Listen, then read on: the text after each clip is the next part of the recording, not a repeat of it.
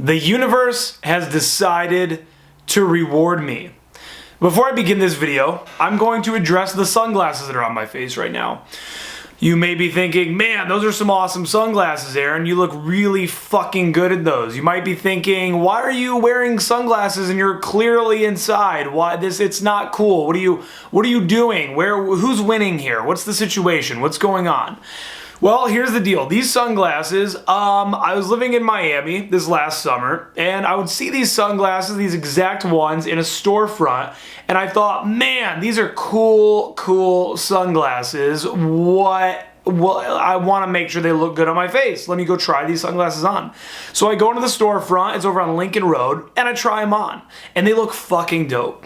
Unfortunately, the price tag is $200. And I'm like, okay, I'm not going to spend $200 on sunglasses. So, I just kind of end up just living life without them. It's fine. No big deal. I don't need these sunglasses, whatever. Like, sure, they make me look like a fucking boss, and I'm probably going to end up attracting a higher quality woman if I'm picking up girls in the daytime and things like that. But whatever, I don't need them. So I end up looking up the exact model online, and these exact sunglasses online go for $120 instead of $200. So now we're getting closer. We're getting more in my ballpark, right? But still, I've owned expensive sunglasses in the past, and when I lose them, I've fucking lost them. I lost a really expensive pair of Oakleys just when I was like a kid. I was like high in my buddy's woods, and I fucking left them out there, and then I lost another pair of Oakleys at a friend's dorm room at another college. I've had sunglasses that I loved, like I've jumped into a lake and they've just fallen off of my face. The American flag sunglasses that you guys used to see me wear, like in some videos, especially that video that I did where I talk about like dance floor game. I lost those in the ocean, so I just lose them, right? So I'm not gonna spend $120 on sunglasses.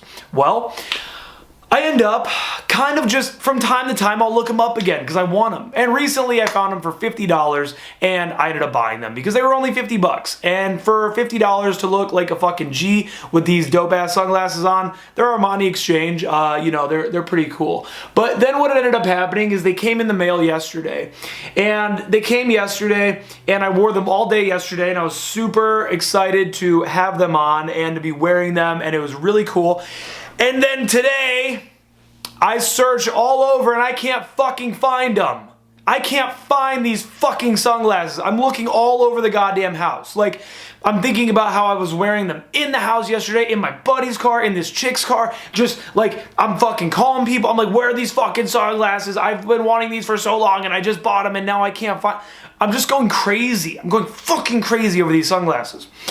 And I'm searching the house and I'm like tossing shit around. I like something hit my fucking camera. Like, I'm just kind of like going crazy trying to find these sunglasses. I'm so fucking mad because I'm like, I've wanted them for so long. I just dropped $50 fucking on them. And if I lose them, I'm going to be fucking pissed. So I start looking all over, knowing full well that I have Evolution Daily stuff to do. I'm currently working on Engage, which is going to be my full-length course that I'm releasing on April 7th, teaching you guys how to have engaging conversations, how to never run out of things to say, how to create your $1 million mouthpiece, kind of like me, how I'm just like fucking going. And if you guys notice, I can always hold a really good vibing conversation within my day game interactions and things like that. So I knew I had to work on that today. So I basically just got to a point where I ended up saying, all right, look, maybe I lost them, maybe I didn't, I don't know. I'm just gonna relinquish. I'm just gonna let go. Like, I'm not gonna fucking run around the house and just insanely, like, I looked like a madman running around the fucking house looking for these goddamn sunglasses. So I said, okay, you've got work to do. Just chill. And you know what? If they got stolen, if you lost them, if they're gone forever, then they're gone forever. But if you find them, then that'll be a fucking bonus. So what I essentially did is I came to terms with the fact that these sunglasses are gone forever. I'm never gonna see them again. I completely let go. I completely accepted what is, knowing that I had to move forward. Spoiler alert, I fucking found them. But it wasn't until I completely relinquished, and I did, I stopped. It had been like an hour and a half, and I got back to work. I started doing things. I started editing some of the infields that are gonna be in the Engage course. I just got to work. And then sure as shit, I end up hopping in the shower, going into my bedroom, and I end up going to grab a Q-tip, and for whatever fucking reason, I ended up throwing these sunglasses yesterday into like where I keep like my Q-tips and deodorant and stuff like that. So they just came to me.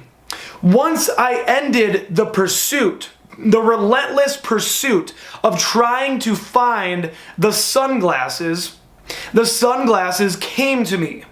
Which brings me to my next point, which is the idea and the difference between pursuit and attraction. So, some guys are going to tell you that attraction is 80% of the game and it should only be 20% it should only be 20% pursuit. Other guys are going to tell you that you have to hammer it out. You've got to go, hammer out these sets, follow up with your numbers, be a hard closer, go, think pickup, eat pickup, drink pickup. The fact of the matter is that there's a balance to be had. And not only is there a balance to be had, but you can go 100% pursuit, you can go 100% attraction, but they've got to come at different times. The waves go in and the waves roll back out. The waves roll in, the waves roll back out. It's the flux of the universe. It's the yin and the yang. There's got to be these times where you beat yourself up. I just kicked the camera, I'm sorry. There's got to be times where you beat yourself up because you're not getting good at this, because you're trying your absolute fucking hardest to get good with women. There was times where I would fucking come home, just in my apartment that's like 4 or 5 blocks down from here, there'd be times where I'd fucking come home after the field and I would be wigging out because I'm like dedicating my life to this. I got to a point where pickup was the only thing, like I couldn't even talk to normal people anymore. I couldn't even like have a conversation. People start talking to me about like politics or something.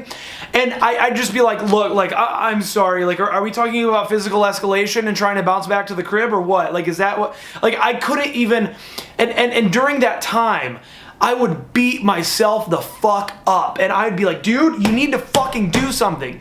And you have to go through those periods where you're hard on yourself and you demand more from yourself. Because if you don't have that level of ambition, that killer instinct, then how the fuck do you intend to improve your results, to increase your results, to start sleeping with hotter girls, higher quality girls, and a higher volume of girls if you don't go hard on yourself at times? Now, on the other end of that, okay, are these times where I didn't give a fuck. I didn't give a flying fuck. And the girls just seemed to fucking come to me. One of my more recent polls, about 3-4 nights ago, I went out and I didn't give 2 shits, bro. I didn't fucking care at all.